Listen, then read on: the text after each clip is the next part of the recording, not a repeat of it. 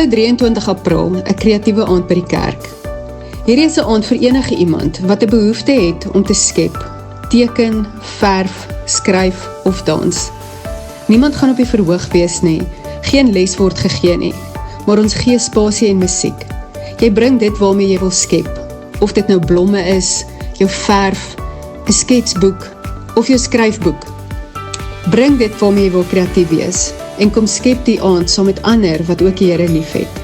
Ons skop om 6:30 af in die Bronlokaal. Ek hoop om jou daar te sien.